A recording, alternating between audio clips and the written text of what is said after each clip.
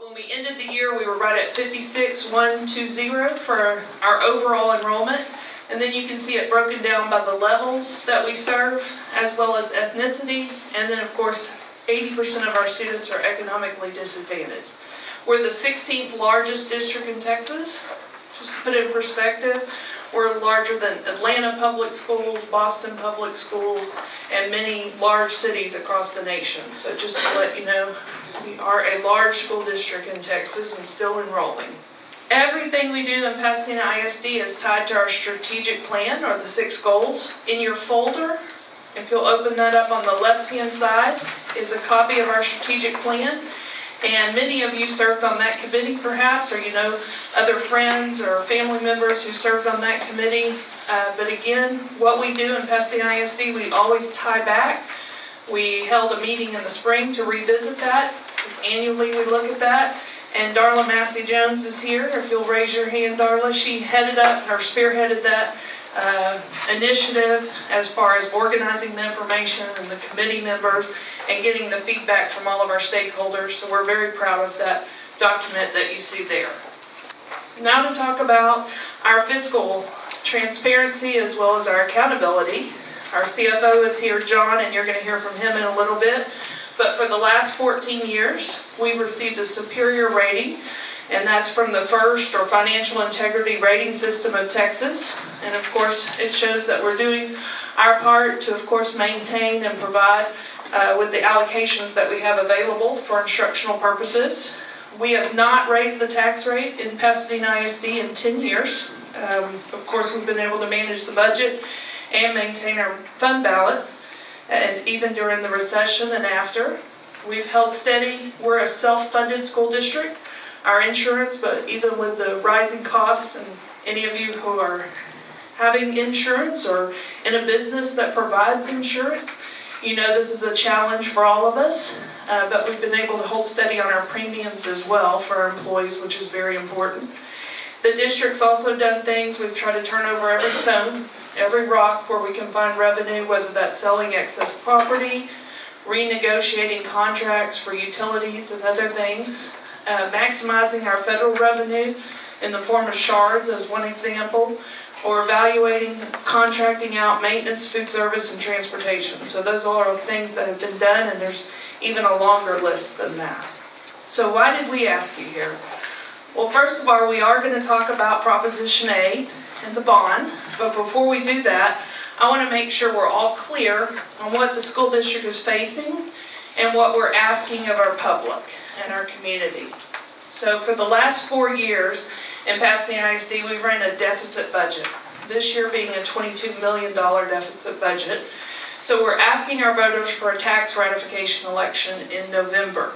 So I just want to go over what that is and what specifically we're having to do.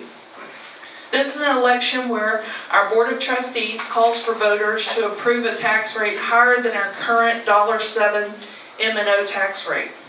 We were very hopeful throughout the budget process that House Bill 21 would have passed in its original form, which would have given our district about $10 million in additional revenue. That did not happen. So as we built the budget and looked at future years, this was something our Board of Trustees and of course administration felt like we needed to do for the following reasons. Remaining competitive with our staff as far as recruiting and retaining, continuing our innovative instructional program, maximizing our state funding, and I know you probably don't want me to read these to you, but student growth, offsetting costs for unfunded mandates. No one's against mandates, whether it be special ed cameras in the classroom or seat belts on our buses, but money is not given to us to, of course, help with those things. So special ed cameras cost the district almost $1 million. Seat belt on buses is just another example, but I think the list goes on and on. Art, where are you at? You want to talk a little bit about that? There are, since 1996, 109 unfunded mandates from the state in 9 different categories. There's so many out there that, I mean, just starting to put the pencil to it, we've created a spreadsheet, and it was in a book devised by the state so that school districts could start putting a pencil to it, so we can start reporting to our state reps. look, this is the amount of money you guys are requiring of us.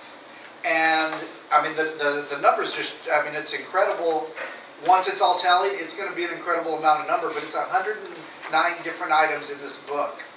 And, you know, as I was going through it, I was just like, wow, okay, well, we had to pay for that? Okay, that's an unfunded mandate. And it's incredible. I've got an article coming out about it soon that's just gonna be dedicated to unfunded mandates. So again, not something we're against, but costs money and of course staff and other resources to put toward it. So just so you understand, PISD is funded by two main sources. That's state funds and of course local property taxes. We do get federal funds, a small amount of our money also comes from competitive grants. We have an amazing grant program and grant writers in our district that try to bring additional funds to us as well. And as a homeowner, how many of us own a home? I know I do in Pasadena ISD, and as you get your taxes, you look at that and you say, whoa, look at my property values and how much my property value has gone up and how much taxes I'm paying to Pasadena ISD. They must be doing really, really well. Well, just so you understand, there is a funding formula in Texas for Texas public schools, and that includes Pasadena ISD. That's very complicated. But just so that you understand, as your property values go up, the state reduces our funding. And so you may think all of that money is coming to the district. Okay, it is, but our state funding is being reduced significantly. So you can see that that would be an impact to our budget. So the higher property appraisals result in a savings to the state.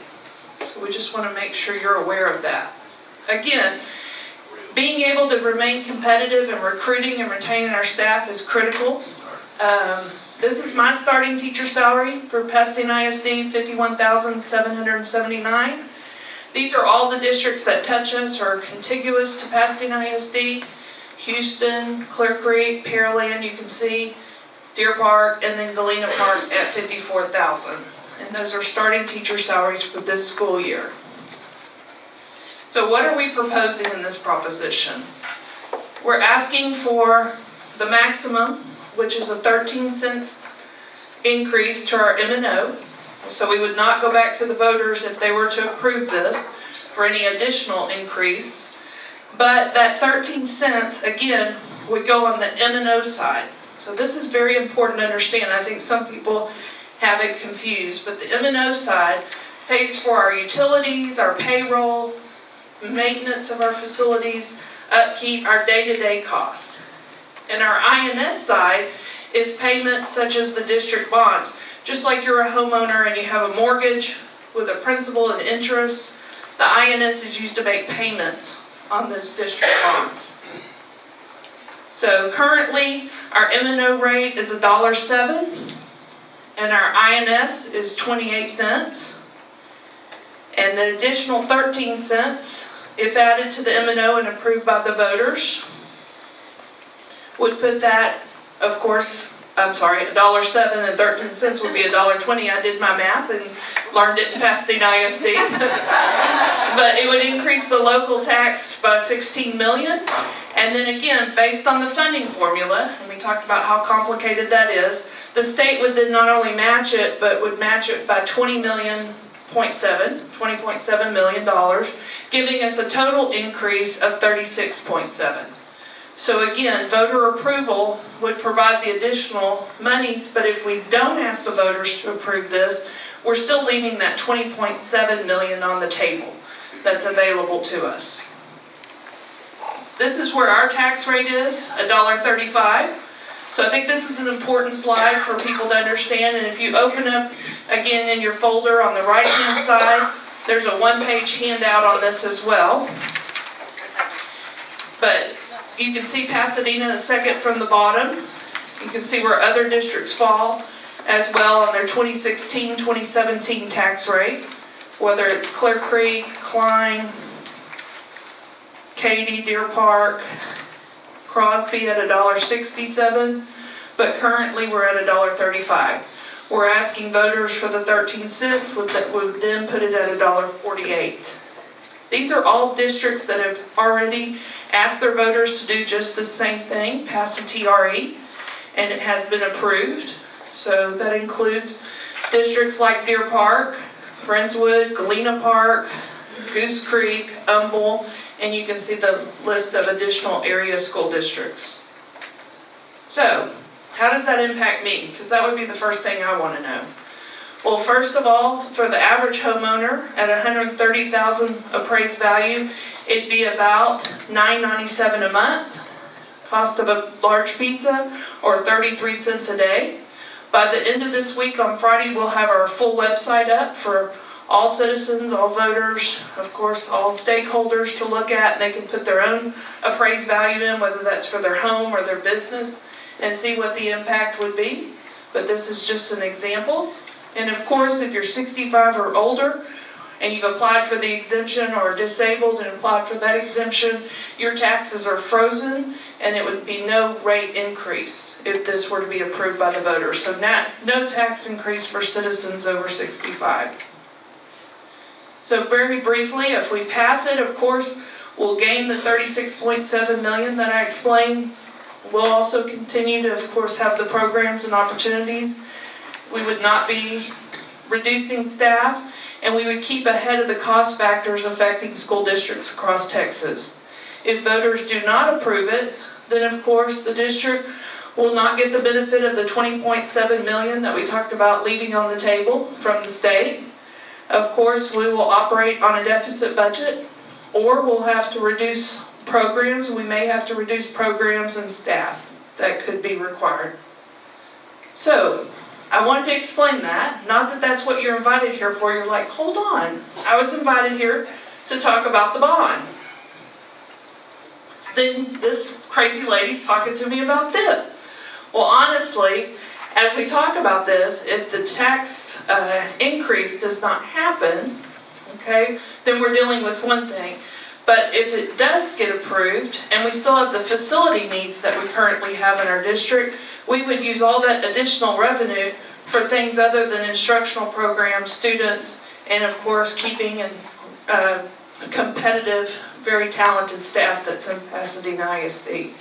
So, we're here to talk about the bond. So I'm going to ask John to come up. We have updates on the bond in your folder, but he's going to talk very briefly, and I think there's a handout that he'll show you where it's at in your folder. I think it's on the right-hand side, about the fiscal responsibility and accountability and PISD related to bonds. Thank you, Dr. Powell. This is the handout I'm going to be talking from, but just like this, it should be on the right side of your packet. I'm going to hit very briefly some of the high point numbers in here, because when we have a bond, people are going to ask about the finances of it. First questions are going to be, can we afford it? Are we already taxing our people too much? And do we have too big of a tax burden on our people as it is already? So the first page in here is a little schedule that I put together that we have some ratios on here called debt ratios. This one takes the ratio between the total outstanding debt that you have, which is in the first column, and divide it by the taxable assessed valuation that's on here, and that's what gives us the debt ratio here. And to make this easier to read, if you flip it over on the back, you'll see it charted out, and you'll see where Pasadena ISD falls in there.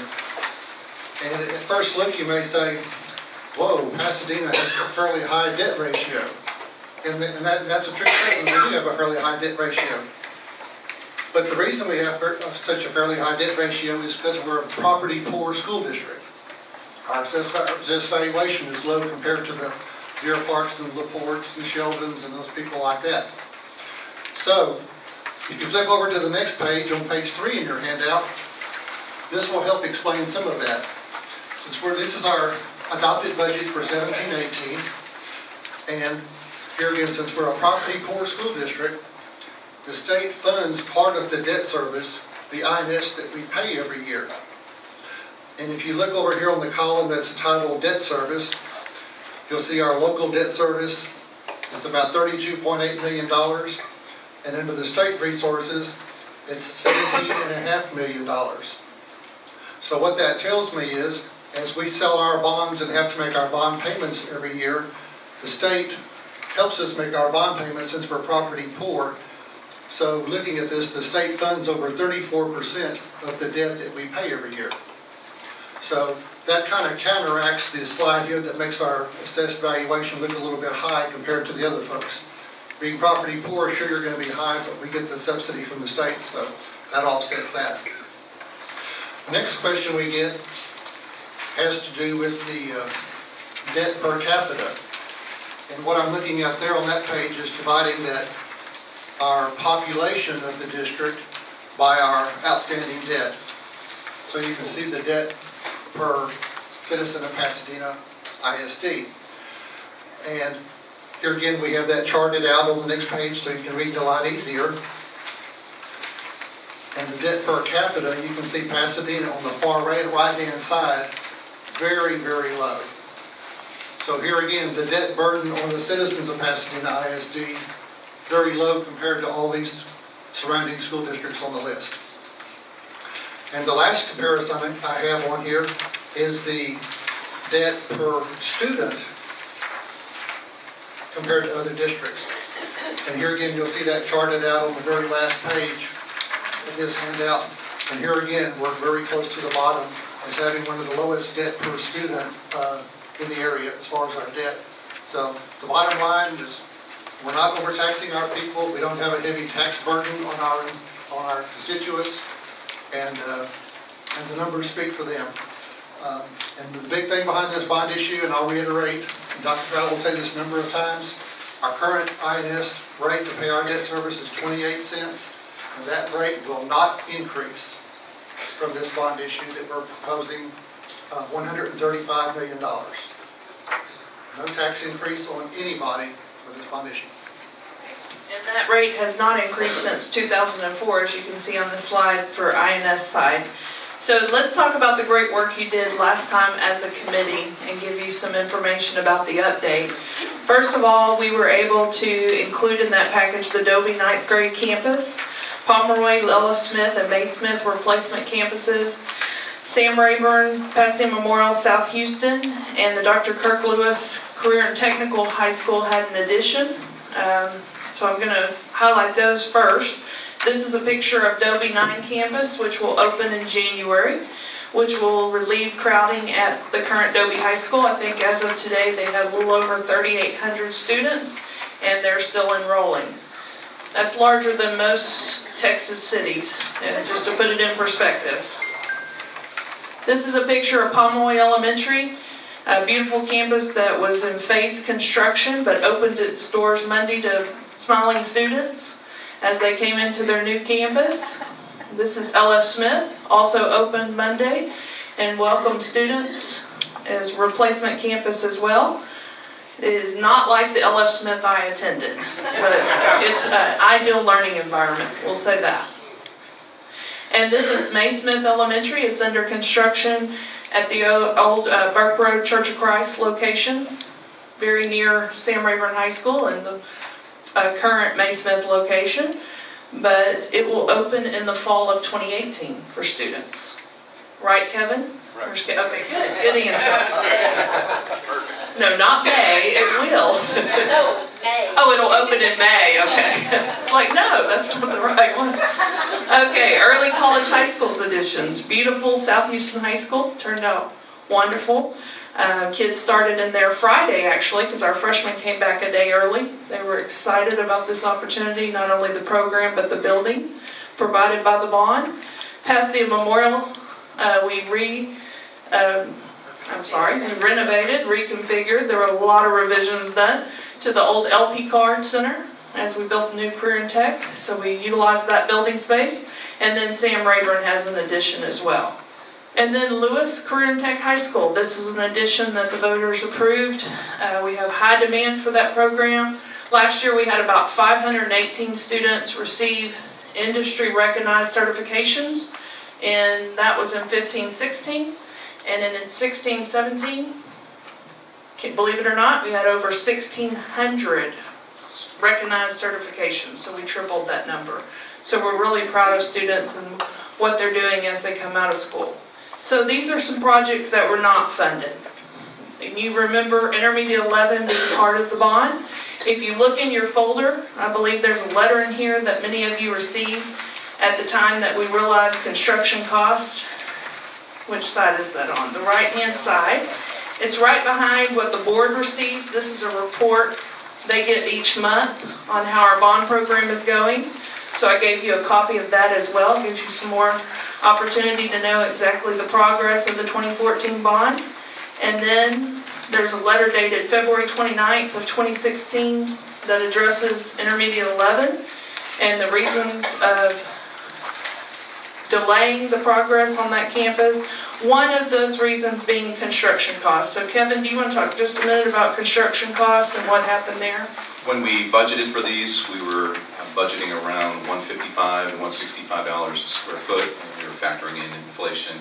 At the time that these projects bid, they came in closer to $200 a square foot. At that time when these bid, there was just a huge demand on labor. A lot of projects were being bid, multiple districts at the same time. We were having difficulty getting in multiple bidders, where we're used to 8 or 9, 10 bidders on a project. We were struggling to get 3 or 4 because there was just so much competition at the time. So delaying Intermediate 11, we used that money to create the bond pool, and which at $29.5 million, actually we used that to supplement all the other budgets that came in over bid, and we used up all of it. It worked out, I mean, almost down to the very end where it really benefited us to have that bond pool. So this was a project that was delayed. Transportation and maintenance facility, if you could pull out this here, if you'll think back to your 2014 days, there was a proposal for a tax increase bond and there was a proposal for no tax increase, which we all know we went forward with the no tax increase proposal. So if you look at this chart right under Intermediate 11, if you keep going down and to the second page, there was a transportation and maintenance. At that time, we were looking at rebuilding maintenance and operations and warehouse.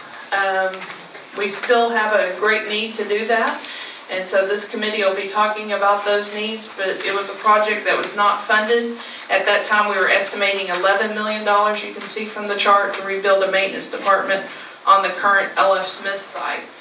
There were $20 million, you can see below that right above that, for facility upgrades. That's your HVAC, your roofs, of course, other maintenance projects such as restrooms and electrical, parking lots as well.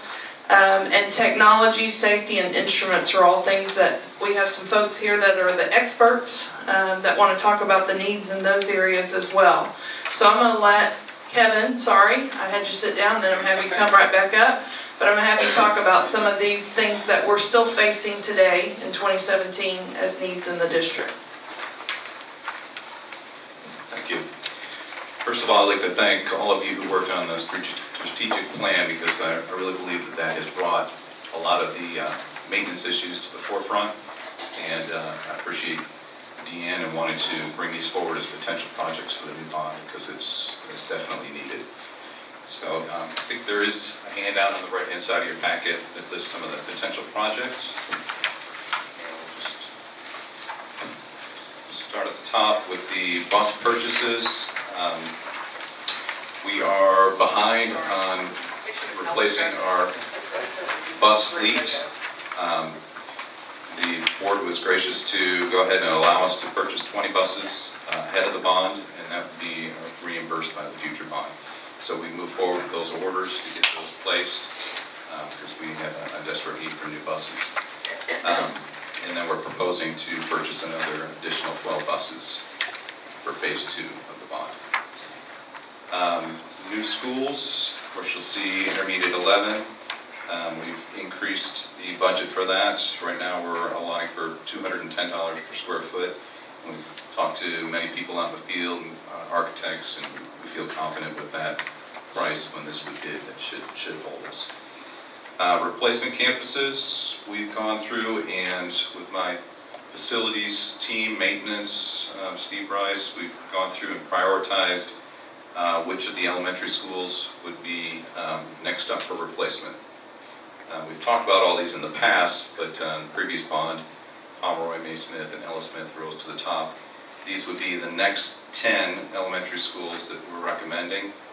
we placed them in our order of priority based on maintenance. But that's needless to say that we would be fine with rearranging this priority. Any one of these 10 would be a viable option for replacement. They're very close on our recommendations of the top 10. We have a lot of reasons why we placed it in this order, but like I said, we would be fine with picking any of these elementary schools for potential replacement. And then Steve Rice has got a handout that actually lists out the top 10 that we have put on our list, and it's broken down in bulleted points some of the issues with each of those campuses. And it kind of explains our reasoning for why we place these campuses on the replacement list. And we have another list after this top 10 that we would like to continue on for replacement. So if you don't see a particular campus on here, and I'm sure it's on number 11 and 12, and it keeps on going. So we've had some challenges with some of the schools that are built in the 50s and 60s. I would like to brag on my team for a minute because I work with a wonderful group of people, our maintenance people, facilities people, operations, buildings and grounds. Even though these buildings are extremely old, they do a wonderful job keeping them looking beautiful and presentable, and campuses that we can all be proud of. So I really want to brag on them. Talked to Tom Douglas this morning. He's the director of maintenance, and he said that we've kind of run out of duct tape and baling wire, is what he said. So we've done an amazing job, I think, of holding some of these systems together that were built in the 50s and 60s. Some of the challenges that we do face with the older buildings, it's mostly related to the infrastructure. We have old cast iron piping that is breaking apart under slabs, causing foundation issues. We have old water lines, sewer lines, gas lines, electrical wiring. All those things are deteriorating. We have done renovations to some of these campuses in the past, and when we get down into the systems where we're supposed to be tying into an existing system for the renovation, it's hard to stop because the piping just keeps falling apart. So it gets longer and wider, and we just have to replace more and more because it's hard to find a good stopping point. And that's just characteristic of some of these systems and the piping that have been in place for many, many years. Some of the other challenges is our HVAC systems. We can no longer purchase parts. They're obsolete. In fact, when we demolish a building, our team goes in and salvages just about everything we can, and that's just to use those parts to actually work on other systems because we just can't purchase them any longer. We have had contract labor come in to help us at times on our HVAC systems, and some of these guys just say they've never worked on systems this old. They don't even know where to start. So that's some of the challenges we face. We've had, in the last 2 years, we've had all of our senior HVAC technicians have retired except for 2. So we've kind of lost a lot of that knowledge that goes with some of those old systems. So that's just one of the other challenges we face. As far as energy conservation perspective on the systems, very inefficient. We have, they contribute to the higher utility bills. Of course, I mentioned the HVAC systems, which are very inefficient. Roofs, a lot of the older roofs are uninsulated. Poor quality glass, single pane glass, little to no weather stripping, so a lot of the breezes just come right through the buildings. And we've done a good job working on these systems, but there comes a point where the cost to renovate gets closer to the cost of replacement, and that's where you kind of have to draw the line. I think the general rule is 65% of the cost of a replacement is when you really need to move towards replacement.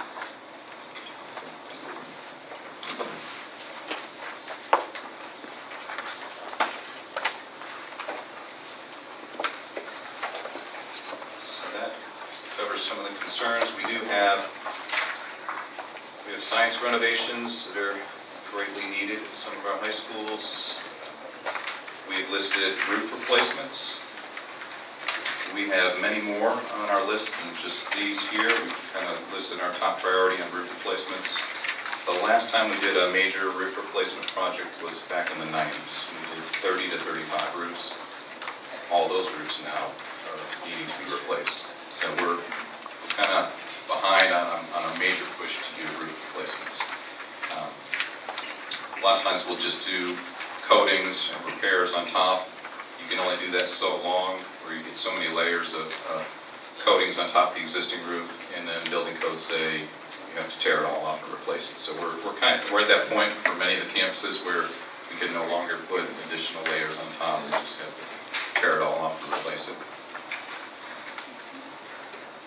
We've listed, as you can see, the campuses we've listed for roof replacements, HVAC replacement upgrades. Those are the campuses that are highest need, and we have associated cost with that. Working on parking lot repairs, carpet replacement.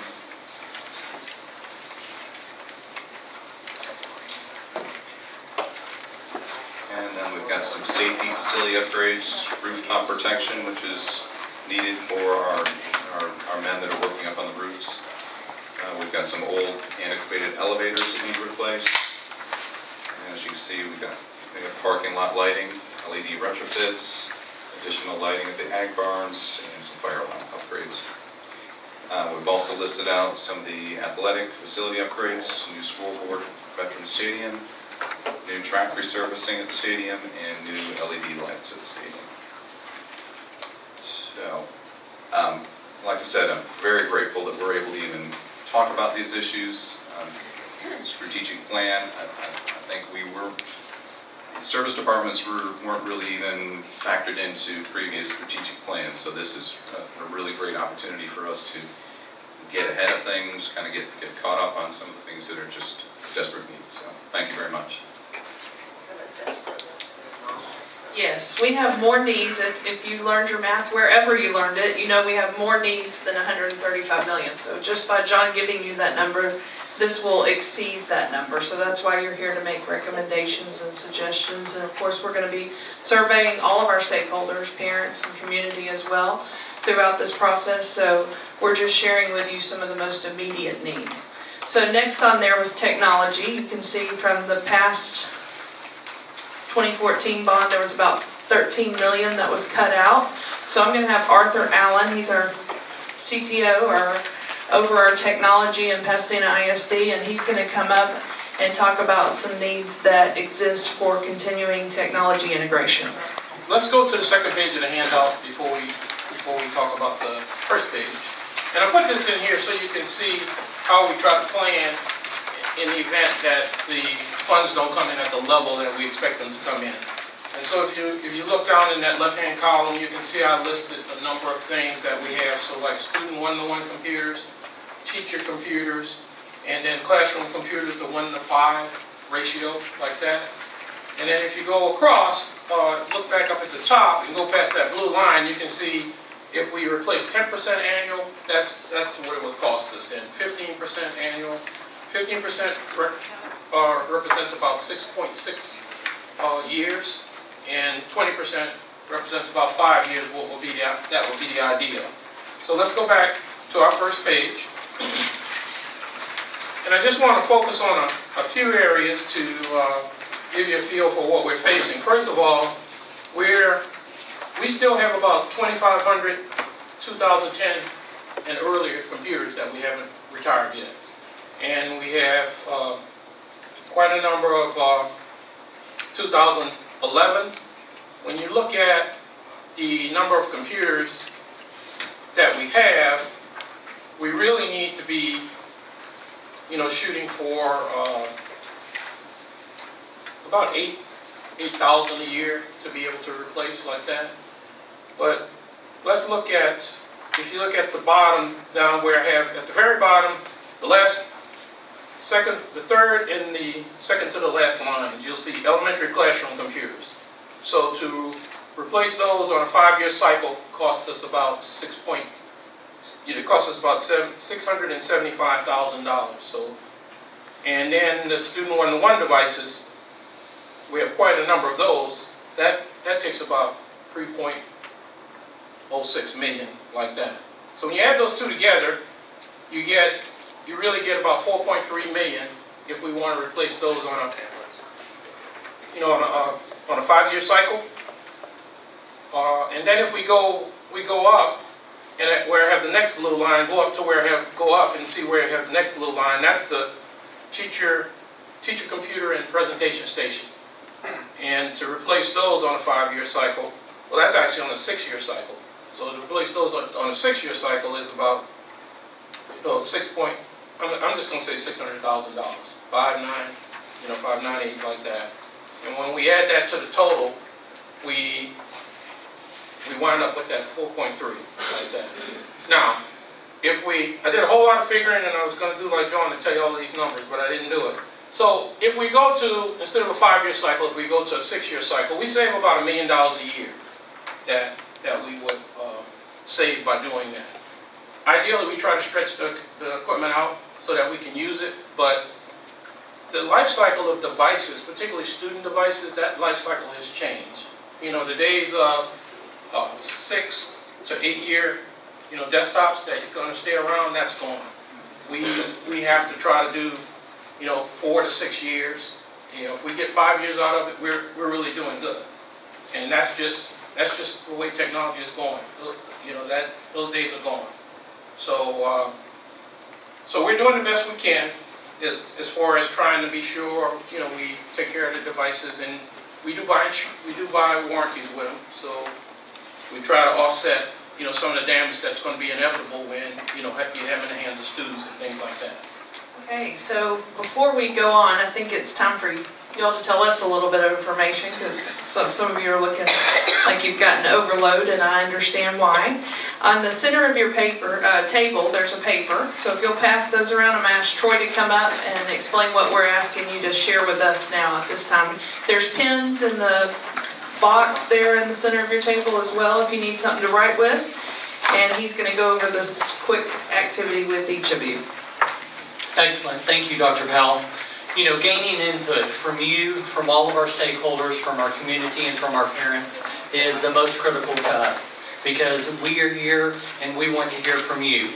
So what I'm going to ask is that during this time and before you leave, if you could help us. There are 3 questions that we are going to ask that you answer. The first question being, what kind of district do you want us to be? The second one being, what information do you need to feel comfortable and confident in making a recommendation for the 2017 bond? We have given you a lot of information today, but there may be something else in your mind that you need. We are here to provide that for you. So if there's any other information that you can think of that you need, please let us know, because we will get that to the committee. And that helps us bring it to future meetings as well. Absolutely. Helps us to, plan accordingly for future meetings. Then last but not least, you have the ears of our district. So we also want to hear across the district, what areas of concern do you know of which needs to be addressed regarding facilities and or safety? Those are 2 areas that we need to hear from you as well. So what we're asking, if you could help us before you leave, filling this out, providing that for us, that will help us for future meetings. What we will do is also we will create a survey, that will be placed on our website. We will post it through Facebook, asking parents, stakeholders, and community members to give us input as well. Because like I said, we want to hear from all of our stakeholders, and the way that we can do that is through that survey. So please think about that and let us know what you need in answering any future information, in answering those questions, and with the future bond. Also on the back, we'll give you a few minutes to fill that out, but on the back, If you have any questions you think we should be asking in addition to stakeholders, if you'll write those questions on the back, we can include those in our survey as well as we start to get feedback and input across the district. So we'll give you just a few minutes. I'm letting your brain have a break from hearing all the talking at you before I bring Linda Fletcher up. She's the Director of Fine Arts, and she can sing to you beautifully and perform, but she's not excited about talking. So we'll go ahead and take a few minutes to fill this out. I'm going to bring Linda on up, and I believe she has a handout in the folder as well, so she can tell you what that's titled and share with you some needs that perhaps are new to this committee, not that they weren't discussed in 2014, but did not make the 2 cents or no tax increase. So she's going to talk about this. In a bond, and John, you can correct me if I'm wrong, you can fund buses, of course, new construction, of course, maintenance, upgrades and renovations. Instruments are included as well, correct? That's included in the furnishing and equipping of buildings. Okay. So I'm going to let her talk a few minutes about some needs in her area. Thank you, Dr. Powell. I want to thank you for this opportunity to share with you the instrumental needs of our students and teachers in the district. The form I have is called Bond Proposal for New Replacement Instruments for Elementary, Intermediate, Middle, and High School. It's the very last one, last but not least. Last year, a comprehensive instrument inventory was completed, and each instrument in our entire district was categorized, cataloged, and the evidence was accumulated regarding the age and the use of every instrument in our district.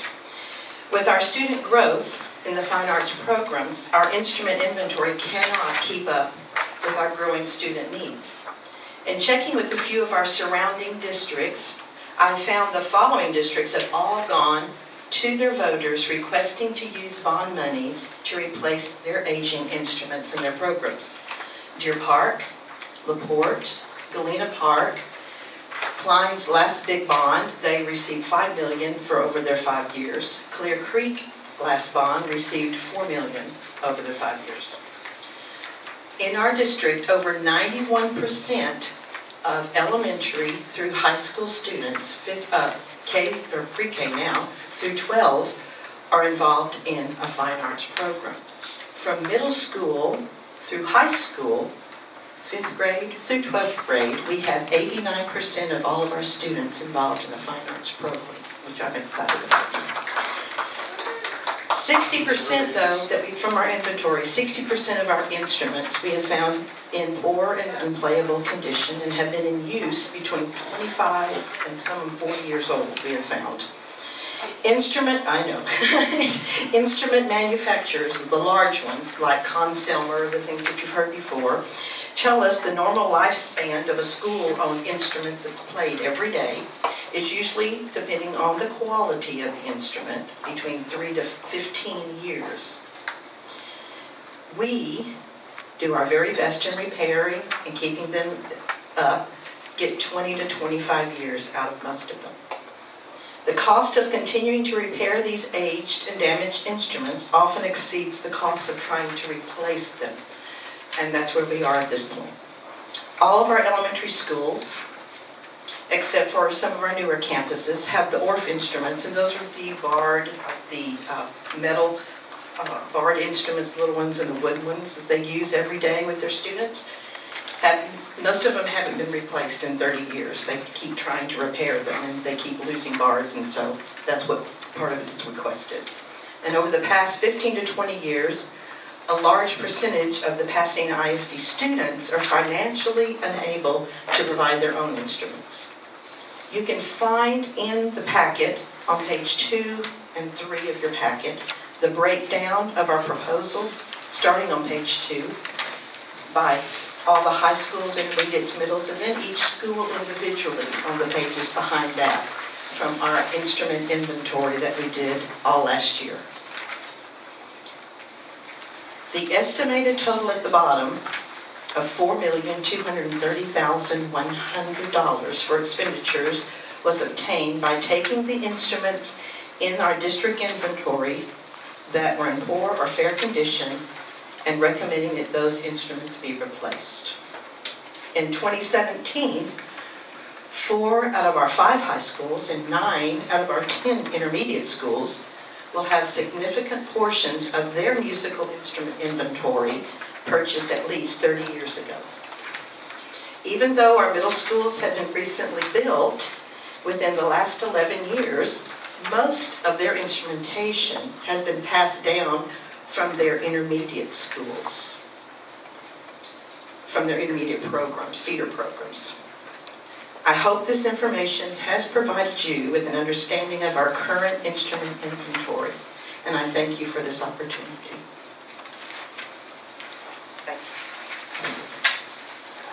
So again, more needs than money, but we wanted to be able to bring that forward as Linda's brought that forward to us many times. She's a great advocate for her program and of course the needs of that program.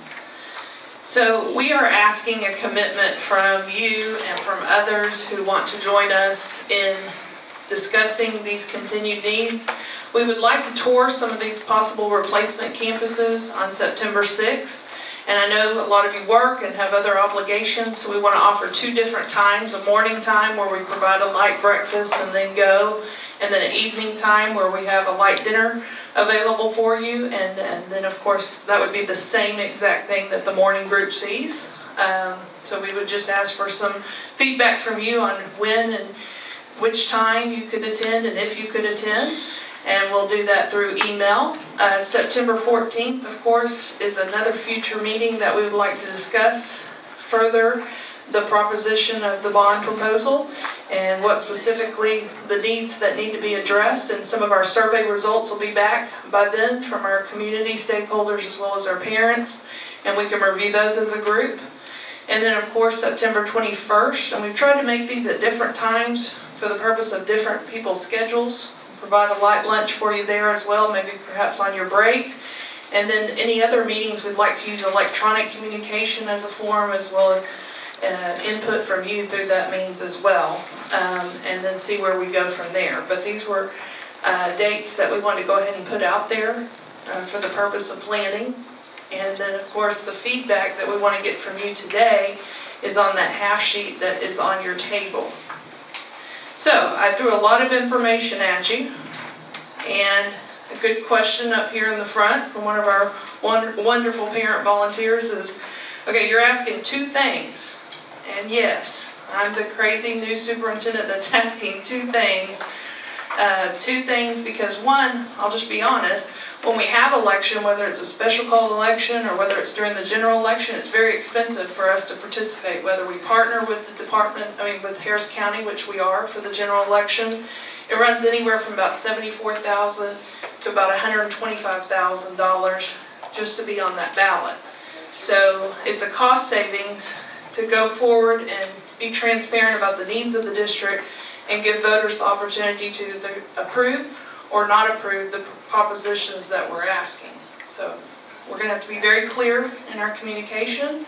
And of course, we'll be at parent meetings and we'll be at faculty meetings and neighborhood association meetings and anyone that will invite us. We met with the chamber luncheon yesterday, Rotary clubs, Optimist clubs, any group that will invite us to speak, we want to make sure questions get answered.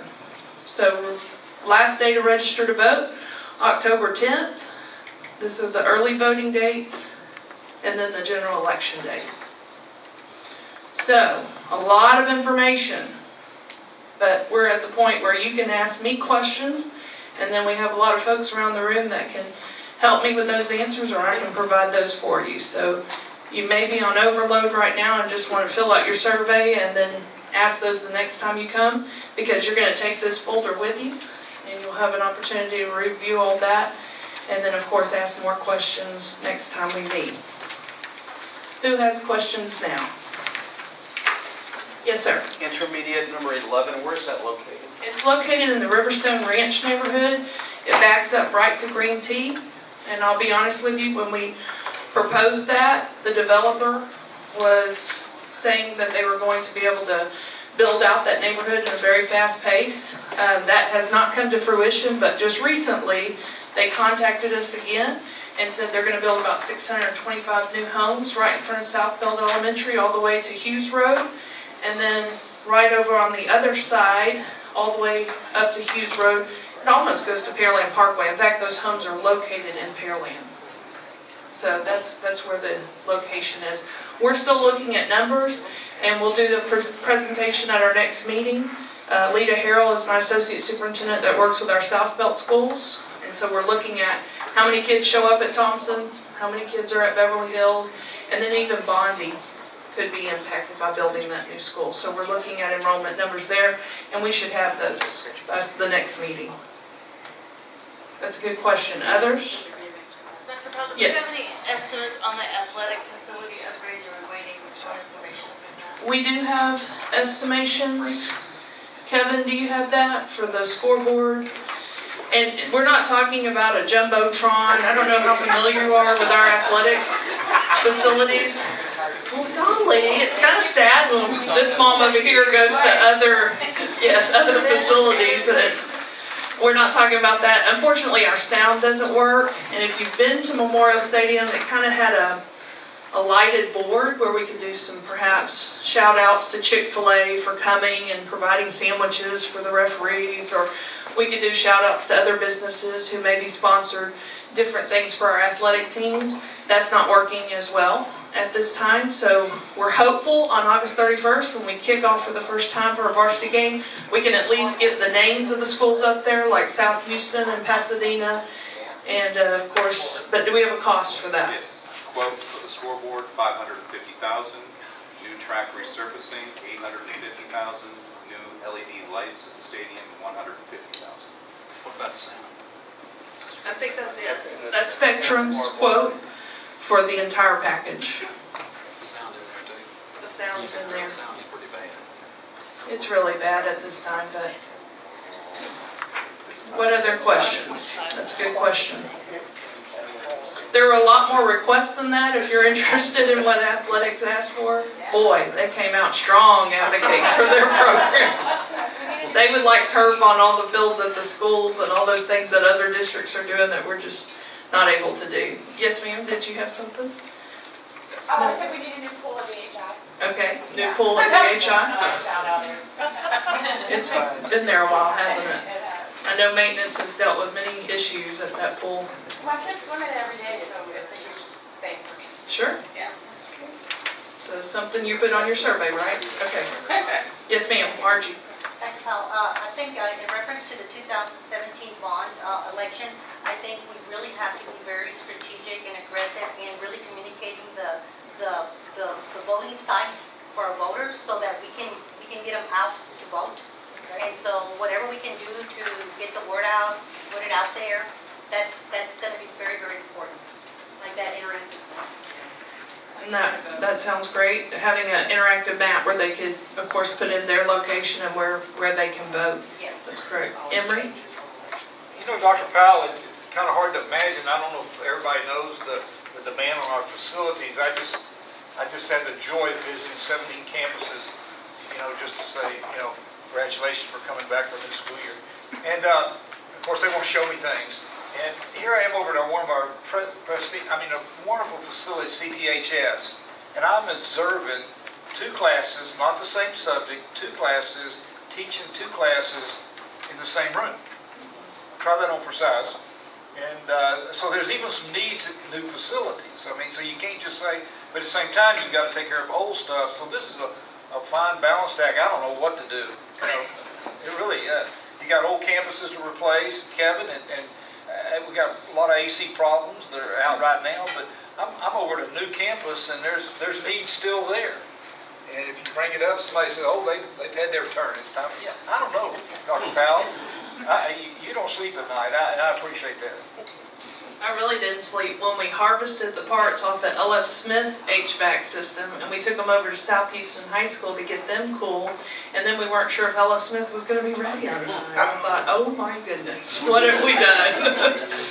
But I understand there's a lot of challenges, a lot of needs, and of course, asking for no tax increase, limited funds that we can, of course, bring forward to our voters. So we can do some of those repairs.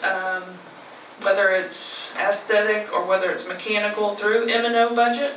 But there's a lot of needs, and sometimes we just have to prioritize those. So that'll be the goal of getting all that feedback. You want to talk about the facility walks that I you do. and Steve and your team did? Yeah, and I think this kind of addresses Emery. That over the past year, me and all my directors, we walked every single campus in the district and talked to the principals, came up with a list of what their top 3 priorities were on the campus. And then, of course, we had a lot of other items. So it was very beneficial for us. We're going to continue to do that. But we have priorities for every campus. I know we were doing our research, and now we got to turn around, Herman, you got to sell the bond, and we got to make these people out there, the consumers, but other people know that there's needs here, and you just don't walk away from it. You know, also if I could say something on, Sure. on fine arts behalf, I think obviously, you know, I think it's pretty well recognized in the school district how the fine arts do, particularly the bands and the choirs. And to be doing that on 30, 40-year pieces of equipment is quite remarkable. We have some amazing talent, not just in our students, but our directors as well, so making it stretch. Yes, ma'am. Can I just say from a parent's perspective, I think one of the biggest challenges you all have to overcome is the fact that information is going to be key in getting that to the parents' hands, because you know, your next door neighbor says, oh, another bond, well, that's because we're building Taj Mahals for kids to be educated in. That's what they see, that's all they know. And I think this sort of data, making it easily available to all is going to really help. And I think that'd be interesting, maybe to add, you know, as far as information y'all may want to see as a committee. What we spend on a square foot for a building, Kevin, is very different than other districts around the state. Right. So we do build a usable, nice building, but the finishes and things of that nature are not I wouldn't say they're comparable to some other expenses being out there for the I other think it's just districts. perceived versus actual. Sure. And I think somehow you have to connect the two. And we also have to look at sometimes when maintenance of buildings costs more than tearing it down and starting over, we have to be reasonable about that as well. Good point. Yes, ma'am. 2 things. One, in addition to what she said, is making sure that parents are aware. Even, you know, you're talking about, let's say, this elementary school. Well, my kids are already out of elementary. But, you know, if your students are already in high school, you don't know how many of them still have younger children. They're not getting that information. And I think another thing to look at would be the cost of replacing some of these HVAC things. They're much more energy efficient today than they were 50 and 60 years ago at some of these schools that you're looking at. So, you know, maybe figuring into parents, letting them know it's going to cost us this much to replace it, but in the long run, we're benefiting in the cost of maintenance and the energy costs. And we've seen that with some of our LED lighting, some savings there as well, and flooring. We've had some saving in flooring as well, and I know that sounds weird, but not having to wax and strip and do all those maintenance type things each year for our flooring as well. What else?